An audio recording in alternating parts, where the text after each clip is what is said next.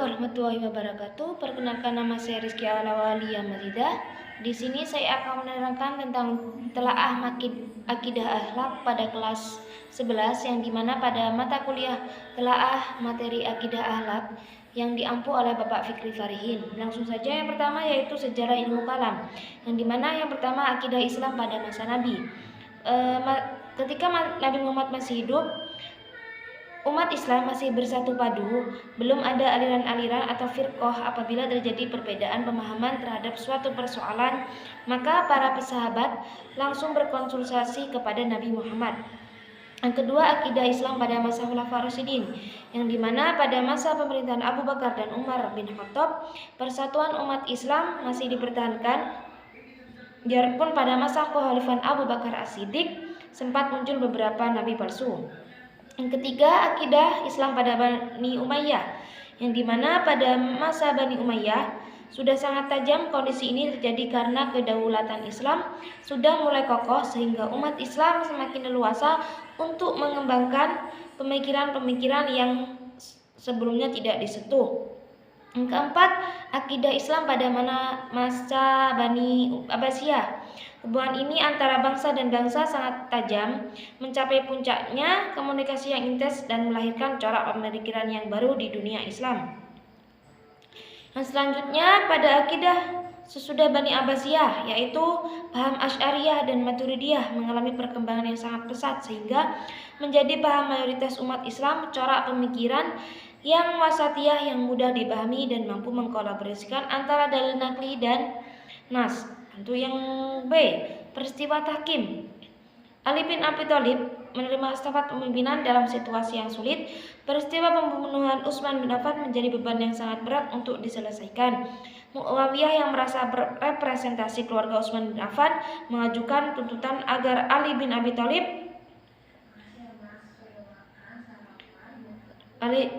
memprioritaskan penyusutan terhadap pembunuhan Utsman bin Affan. Sebenarnya Ali bin Abi Thalib sudah bersungguh-sungguh berupaya membongkar khusus pembunuhan Utsman tersebut, tetapi belum berhasil. Yang selanjutnya yaitu aliran Khawarij. Aliran Khawarij adalah berarti mereka yang keluar dari atau pengikut Ali bin Abi Thalib yang keluar dari golongannya dan kemudian membentuk kelompok sendiri. Yang kedua, aliran Syiah, yang dimana aliran Syiah ditujukan kepada pengikut atau yang mendukung Ali bin Abi Thalib. Menurut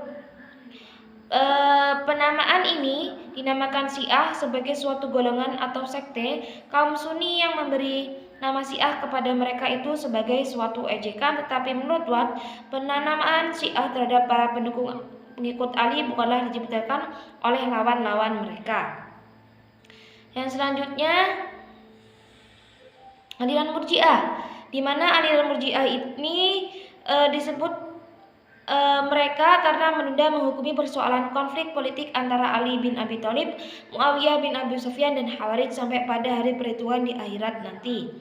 Yang selanjutnya, aliran Jabariyah, yang dimana perasaan tidak berdaya itu kemudian dirumuskan dalam pemikiran teologi bahwa semua perbuatan manusia merupakan wujud kehendak Allah. Doktrin teologi yang demikian itu sangat menguntungkan Muawiyah yang saat itu sedang memegang kekuasaan, sehingga pemikiran keagamaan ini dipolitisi oleh Muawiyah untuk melegitimasi aksi politiknya. Selanjutnya, aliran Qadariyah, yang dimana aliran ini memicu munculnya aliran Qadariyah sebagaimana diketahui bahwa Muawiyah bin Abi Sufyan sangat gencar mendelegitimasi pemerintahan Ali bin Abi Thalib. Bahkan setelah Ali bin Abi Thalib meninggal, Muawiyah menggunakan berbagai cara untuk melemahkan pengaruh keluarga Ali bin Abi Thalib.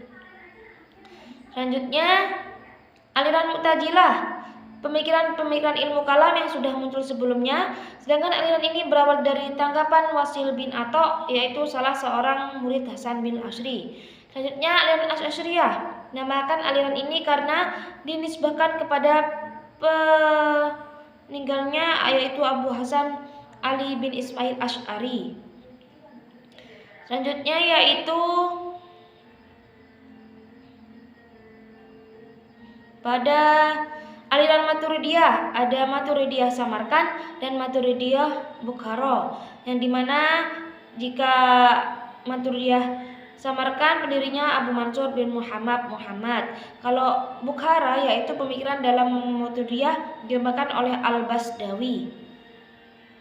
Yang ketiga, bab 3. Yang pertama, membunuh. Larangan membunuh atau berlaku membunuh sangat dilarang dalam Islam dan merupakan kejahatan tingkat tinggi. Efek pembunuhan itu berkepanjangan sehingga menimbulkan dendam kesumat antara keluarga terbunuh dengan keluarga atau membunuh itu sendiri. Selanjutnya, B. Liwat yaitu berasal dari kata lut yang termasuk kata ajam yang berarti keliru jika kata liwat dicari pecahan kata istiqo dari bahasa Arab yang asli. Asy-Syaukani mengkritik pendapat yang ingin menjelaskan liwat adalah mustaq. Yang ketiga, C. LGBT, yang dimana singkatan lesbian, gays, biseksual, transgender. LGBT merupakan perilaku seks menyimpang, bertentangan dengan hukum Islam dan sangat mengkhawatirkan bagi kehidupan manusia sendiri.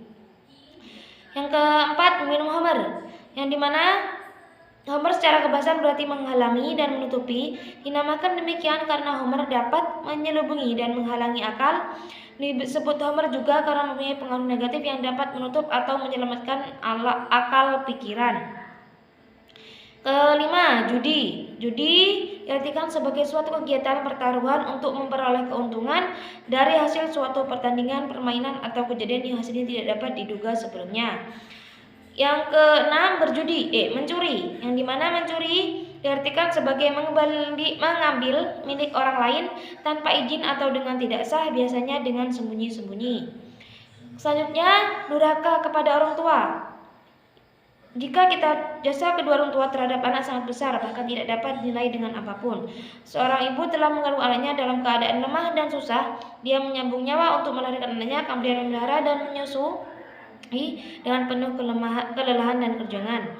Meninggalkan sholat, di mana meninggalkan sholat yaitu Islam dibangun di atas kalimat yang syahadat la ilaha illallah dan Muhammadar Rasulullah, menegakkan salat, memberikan zakat, haji, dan puasa Ramadan seperti hadis riwayat Bukhari.